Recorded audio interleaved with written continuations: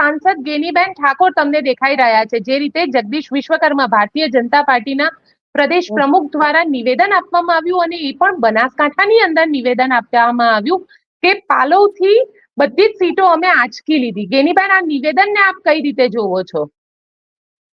ગોપીબેન, આપણી ચેનલના માધ્યમથી પહેલા તો કહેવા માંગુ છું કે ભારતીય જનતા પાર્ટીના નેતાઓ હોય, એમની વિચારધારા હોય, એમના મહિલાઓના સન્માનને એમને કોઈ લેવા દેવા નથી.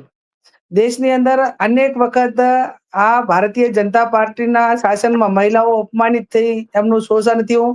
એવા જેટલા મણિપુરથી કરીને ઓલિમ્પિકની મહિલાઓથી કરીને અનેક દાખલા આપી શકાય.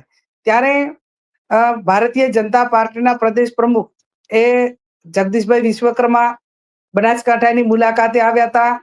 સ્વાભાવિક છે કે એમના ઘણા વર્ષો પછી બહુમતી મળીને જાણે ઈડરિયો ગઢ જીતી લીધો હોય એવા દેખાવો કરીને અહીંયા આમ જે એક ભાષાની મર્યાદા ભૂલ્યા હોય અને જેમ કાર્યકરોને આમ અતિ એક ખુશી હોય કે એમની સત્તાનું એમને અભિમાન હોય, એમાં બનાસકાંઠામાં આવીને એવું બોલ્યા કે અમે બનાસકાંઠા જિલ્લા પંચાયત એ જીત્યા અને અહીંયા જ્ઞાનીબેન એ બનાસની બેન કેવડાવે છે અને બેન હોવા છતાં લોકસભાની અંદર મહિલા જે આરક્ષણ બિલ છે એનો વિરોધ કરે છે અને ગુજરાતની મહિલાઓનું અપમાન કરે છે, દેશની મહિલાઓનું અપમાન કરે છે.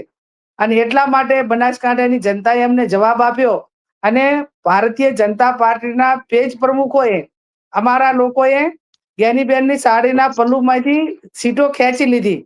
આવું અભદ્ર ભર્યો વ્યવહાર અને અભદ્ર ભાષામાં જે એમને વાત કરી એ પછી અનેક સોશિયલ મીડિયામાં સાધુ સંતોએ, કોંગ્રેસના કાર્યકરોએ સોશિયલ મીડિયાના માધ્યમથી એમને માફી માંગવા માટેની વાત કરી છે અને આવનાર સમયની અંદર એમની સામે શું કાર્યવાહી કરવી એ જનતા જવાબ આપી રહી છે. સામાજિક હોય, રાજકીય હોય, સાધુ સંતો હોય, પણ ભારતીય જનતા પાર્ટીના આ નેતા એટલા ઘમંડમાં છે કે એમને સત્તા આગળ કોઈ સન્માન દેખાતું નથી.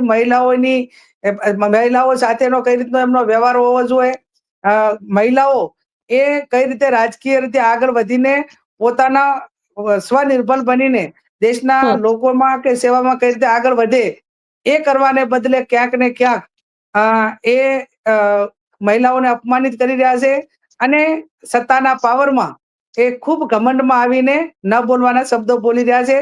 એમને બનાસકાંઠા